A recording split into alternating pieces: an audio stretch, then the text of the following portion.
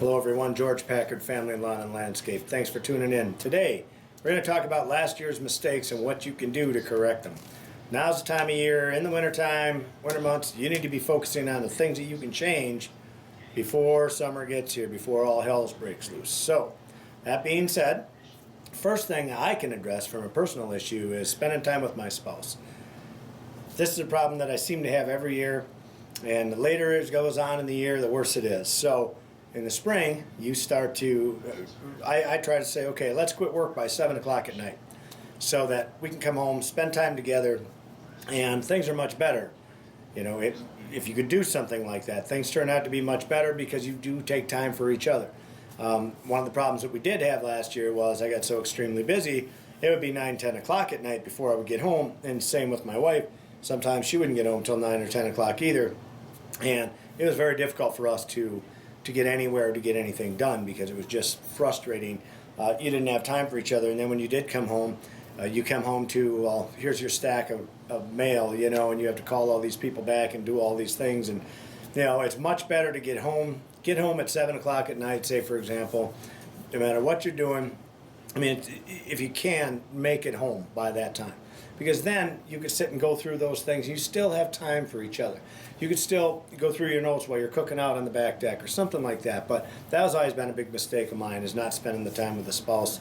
And it creates havoc, because when you don't see each other for a while, before you know it, you just start bitching at each other when you do see each other, because you're not happy with your life. You know, for some reason, just being with each other, I guess that's God's plan, and you know, you just complete each other or whatever, you know, you just, I don't know, it's just better, whatever. So, that being said, the other thing is the scheduling work.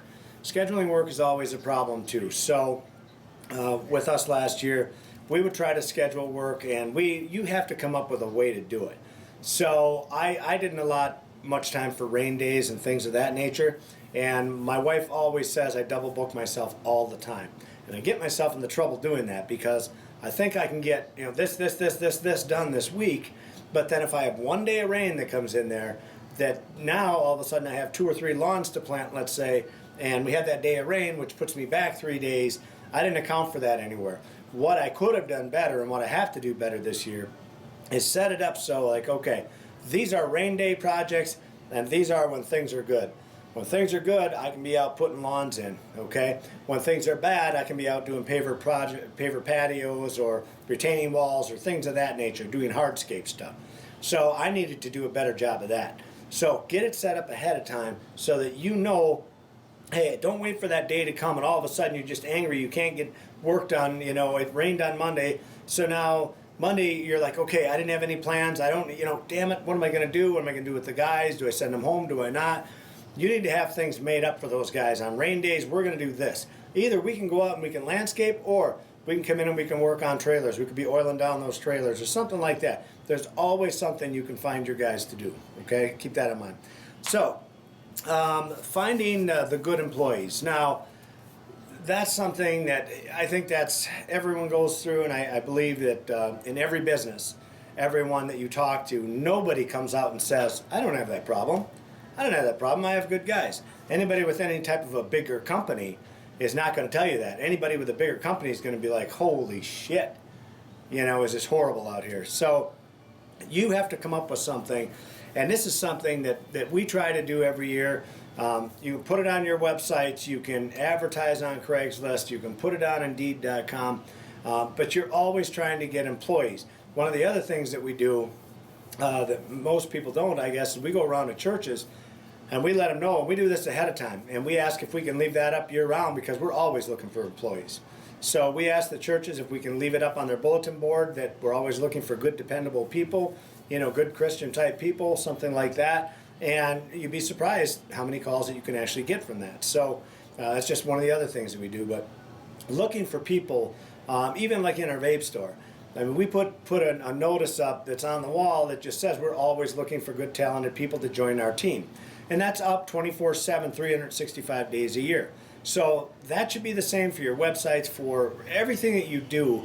You should, like, we have now hiring stickers on the sides of our trucks. Not the stickers, but the magnets that we slap on those trucks. And then when people see that, they'll call our company, and then we can get them on a list. Even if we're not hiring right now, we want a list of people. So those are some of the things that you can do to help ensure that you have enough people to get you through the summer, because you may think you have enough, and all of a sudden your best guy, something happens to him, he ends up in a car wreck or God knows what, and you lose him, and then it's very hard to replace those guys. So I've had a million guys ask me, how do you find good employees? Well, it's very tough to find them. They're like a needle in a haystack. You just have to keep looking and looking, and when you find one that sticks, treat him well and take care of him so he stays with you. Okay. Answering the phone. Okay. Answering the phone is something you guys have got to be focused on.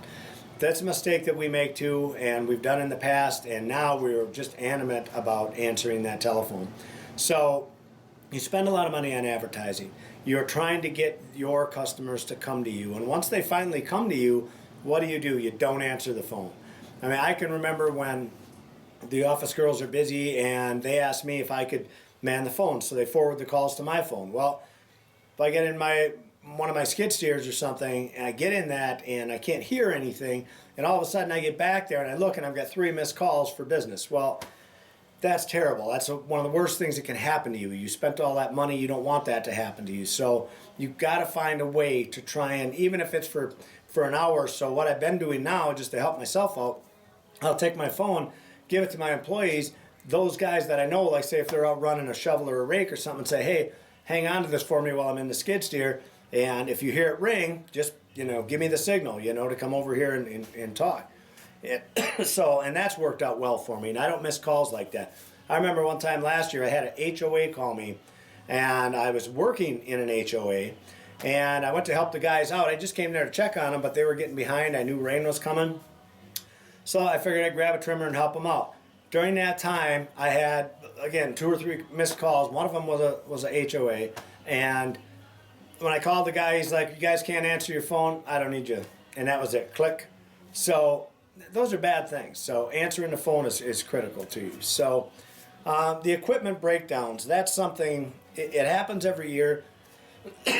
Excuse me.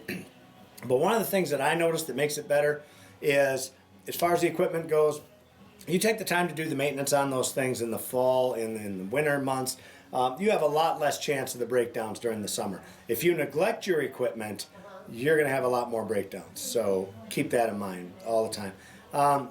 We ran out of uniforms last year. Same headache I get every year. You give so many employees shirts, and before you know it, you're out of uniforms. And it's like, now we got to stop, wait 2 weeks to get more in, so they're out there in their street clothes working for you, which looks terrible, very unprofessional. So these are mistakes, these are things that I have to correct within myself. So, and hopefully some of this stuff will resonate with you guys. But the whole idea of this video was to get you guys to think about the mistakes that you made last year, and make a plan.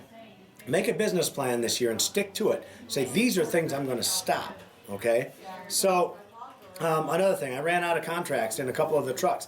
I drove, and this really pissed me off last year, I drove 2 hours because this guy had a new log home construction on a lake, and he wanted a couple paver patios, some retaining walls, boulder retaining walls, and a sodded lawn. So this is probably a $60,000, $70,000 job, easy enough.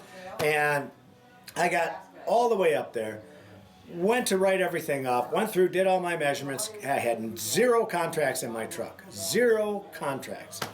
You know how embarrassing that was for me when I tell the guy, after we're done going over everything, I tell him, okay, why don't you give me about an hour, I'll have the numbers for you, and we'll come in and talk about it. So he goes in his house, I go back in my truck, which I call my office basically, and I'm writing everything out, and I get to the contract part, and there's no contracts. I was so embarrassed to go into the house and tell him, I don't have any contracts, can I email it to you? And he said, sure. He was appreciative about that. Ended up, I didn't get the job anyway, but it upset me that I didn't look professional enough because I didn't have those on me. That's not going to happen again. I'm carrying stacks of those things in my truck. I'm so tired of that happening to me. That's not the only time. It's happened several times. So, that being said, we talked about running out of the uniforms, running out of customers. That is a huge deal. So, if you get towards the fall and you don't have any work to do, that's a big deal because you ran out of customers. So, you've got to do something about that. You have got to find a way That's a mistake from last year that you don't want to happen again this year. And I know from talking with a lot of you guys, I know for a fact that's what's happening to a lot of you. You go like hell through the spring, through the summer, but when it's coming towards fall, everything shuts right off for you guys. And then you're praying that you have enough money to get through the winter.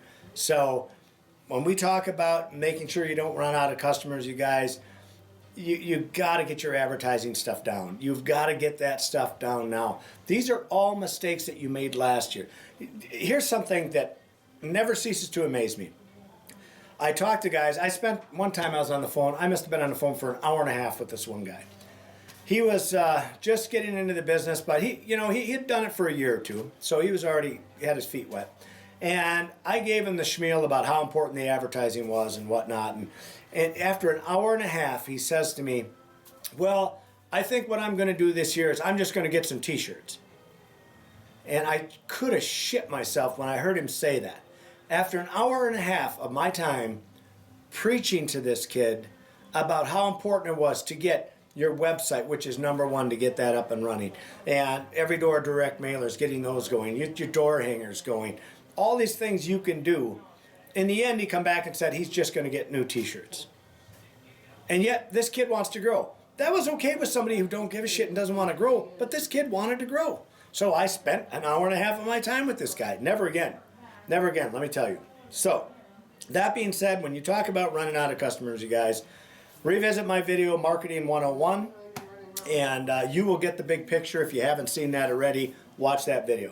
So, going back to what we're talking about here, and just to wrap this up, last year's mistakes are this year's problems.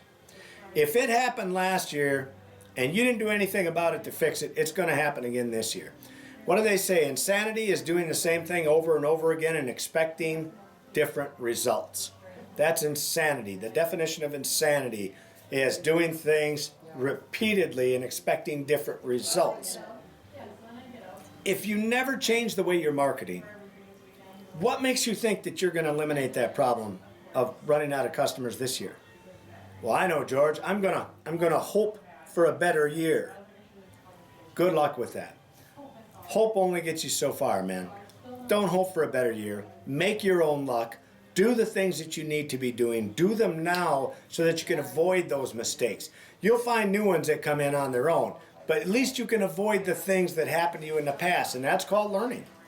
Learn from them and move on. Hopefully you enjoyed the video, guys. Don't forget to subscribe. This is George Packard with Family Lawn and Landscape. And as always, thank you for watching. Leave me your comments down below. And any video ideas that you guys have, if you'd like me to do a video on that I haven't already, put them down in the comments below. Thank you for watching.